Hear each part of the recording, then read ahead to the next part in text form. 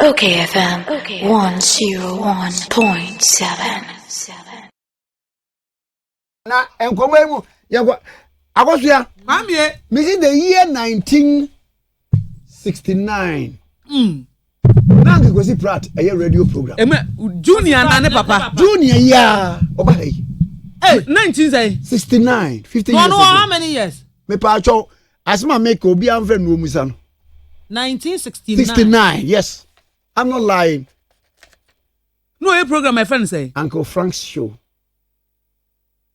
me de wo chemical sa ne papa there be one emu masa min ka se wo papa me se wo no duli no your program in 1969 masa kwame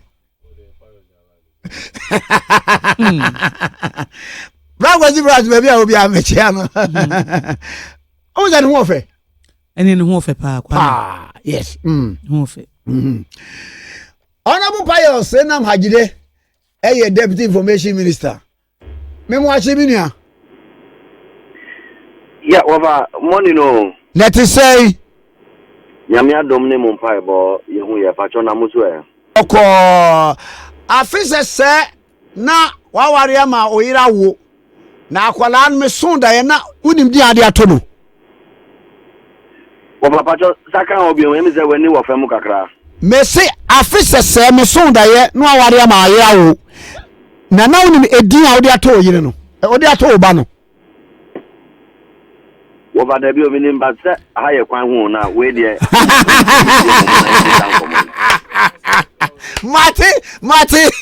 bravo kede mate na me yen hwehwe mu nti no kom je dia basa de ande e wo se utumi kire me kwan ntente mu na mate bravo hu ya kire no kakra wo kwan bi so mate bra yedi nkomo no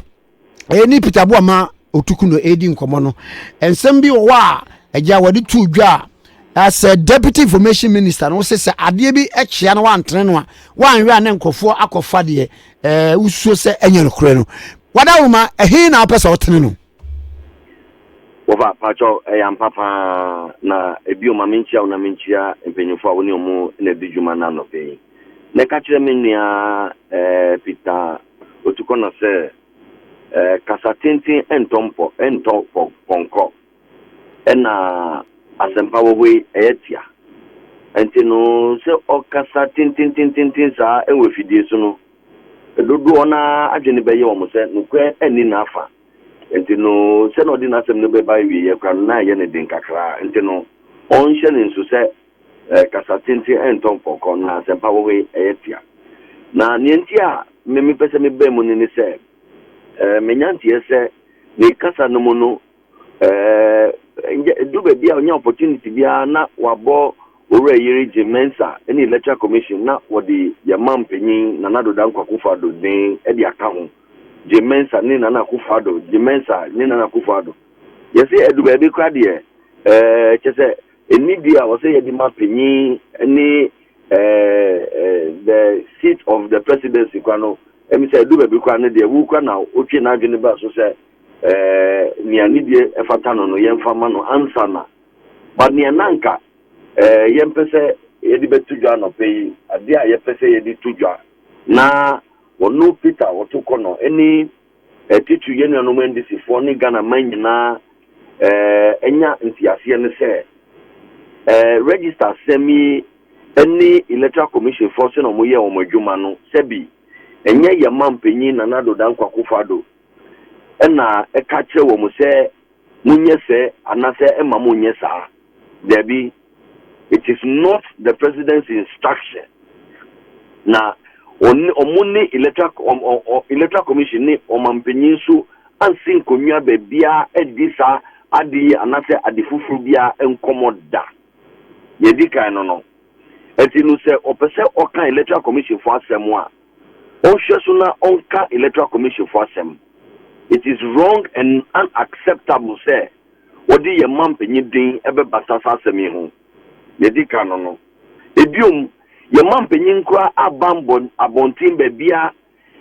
ambe kasa e wo sasemi kura ho a ebia obekasa ebia o mampenyin kasa kura kire se near course no be ɔmanpanyin gyina ha anaasɛ ɔmanpanyin gyina ha ɔmanpanyin kura amba abɔnten amba kasa asɛm hu asɛm biara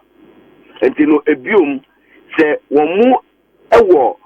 electoral commission ho asɛm bi a wɔn pɛ sɛ wɔn ka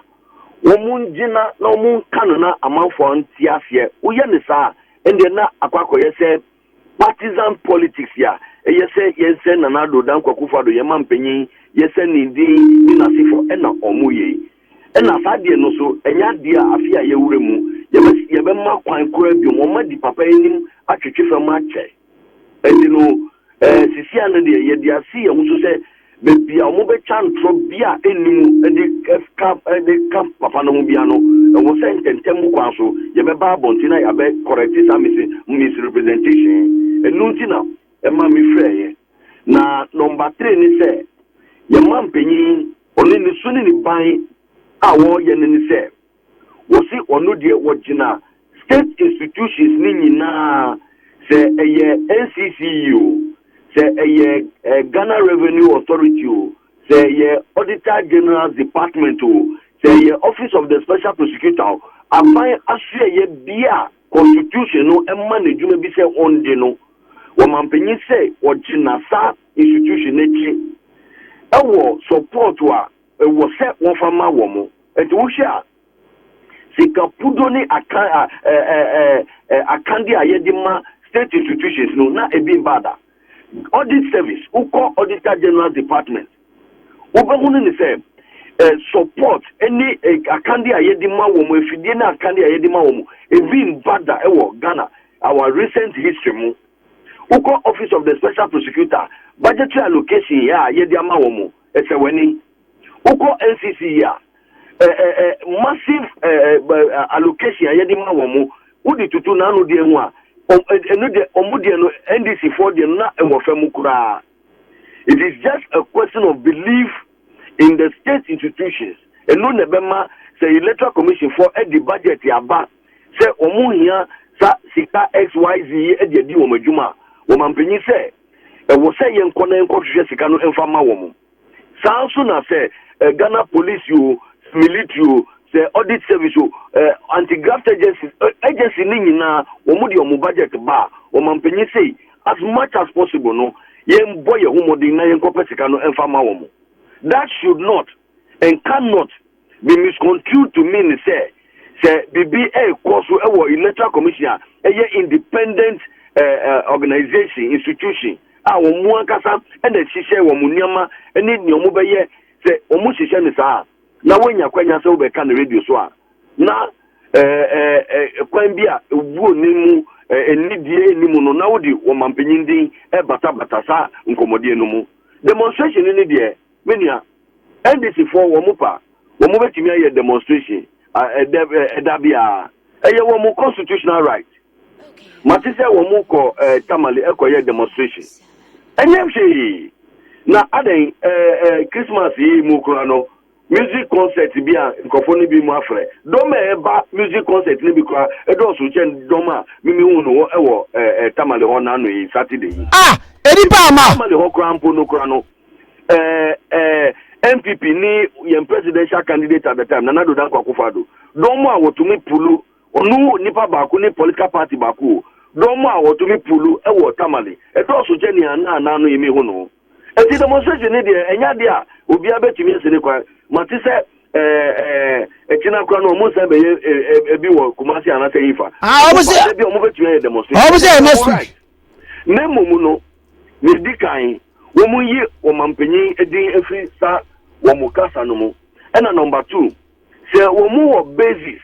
se omo be kana amanfo atiase a se bio enye Nana Addo di amodi be ka ho ne be boa mo se mu ni asem ka ena mudi Nana Addo din bata sa asem mu. They should be able to engage the electoral commission on reasons. Electoral commission, they are baku ebinene say electoral commission for say.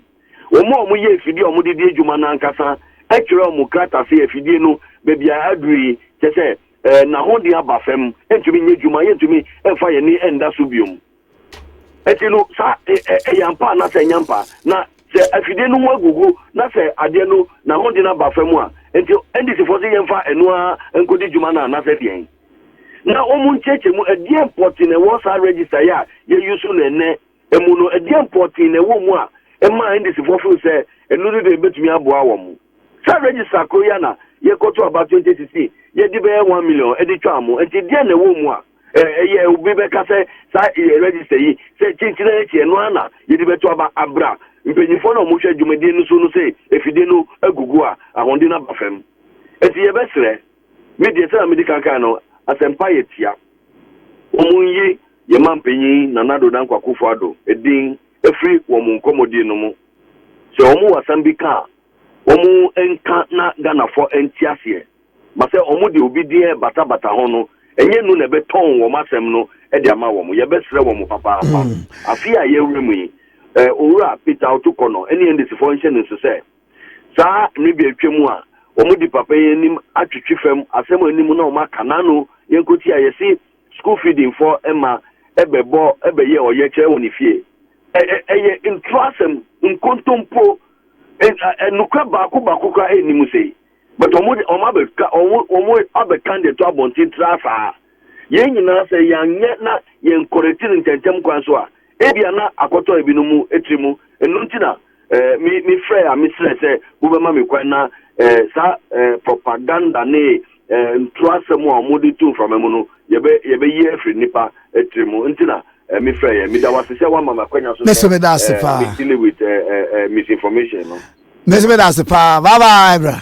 bye Honorable Pius Senam Hajide Deputy Information Minister na atwe kono ke 1.7